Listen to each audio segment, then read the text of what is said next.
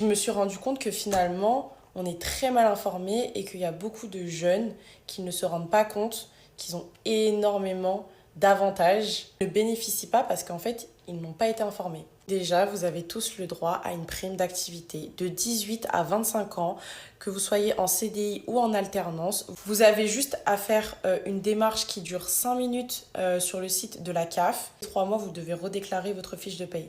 Ça concernera du coup pour les jeunes qui ont 25 ou plus. Vous avez le droit à une aide de 330 € par la CAF quand vos revenus ne sont pas nécessaires pour subvenir à vos besoins. C'est le même principe que la prime d'activité. Il suffit de déposer son dossier sur la CAF. À combien d'équipiers j'ai dû expliquer qu'il y avait des logements jeunes travailleurs étudiants avec des loyers mais vraiment minimes. Quand tu es étudiant, cet avantage est valable jusqu'à tes 30 ans et quand tu es jeune travailleur, c'est des contrats de 2 ans qui sont renouvelables.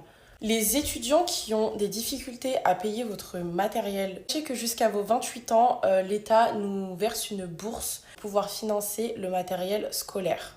Vous avez les APL.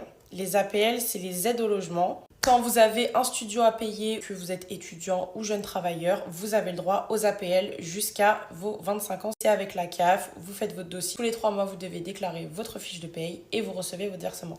Et ça, je sais que ça va intéresser plus d'un. Il y a l'aide pour le permis. Soit de 15 à 25 ans, vous avez la possibilité de payer 1 € par jour votre permis auprès de l'État. C'est un peu comme un prêt finalement. Vous remboursez votre permis par jour. La deuxième aide que vous pouvez avoir, c'est avec Pôle emploi. Ils vont normalement vous donner une aide au permis qui est aussi valable, je crois, de 15 à 25 ans.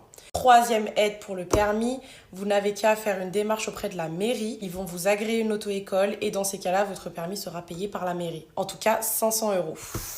Pour ceux qui veulent aller jusqu'au master, sachez que quand vous faites votre inscription au master 1, vous avez droit à 1 000 € de la part de l'État.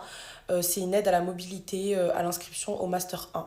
Il suffit d'aller la demander et vous l'obtenez. Ensuite, ça concerne le milieu professionnel. Quand on veut changer de secteur de travail, c'est très difficile parce qu'en général, les diplômes ne sont pas reconnus dans les autres secteurs. C'est pas grave puisqu'il existe un truc super génial, c'est la VAE. Qu'est-ce que c'est qu'une VAE? C'est un dossier que vous montez en interne dans l'entreprise et qui vous permet d'avoir un diplôme reconnu par l'État et reconnu dans n'importe quel secteur. Dans mon cas, j'ai passé le diplôme de manager dans la restauration. Si j'avais fait une VAE, mon diplôme de manager aurait été du coup valable aussi bien dans l'agglomération que dans le BTP, dans n'importe quel secteur.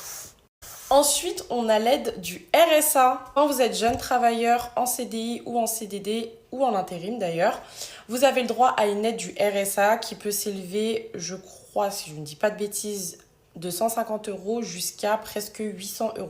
Cette aide est valable de 18 à 25 ans. Bien sûr, si je fais des erreurs, reprenez-moi dans les commentaires, mais je crois que je dis la vérité.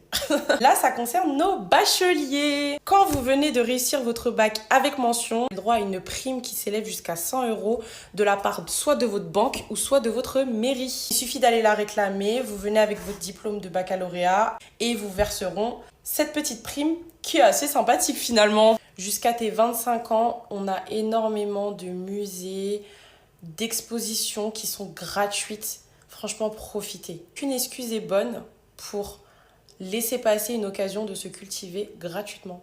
Donc foncez.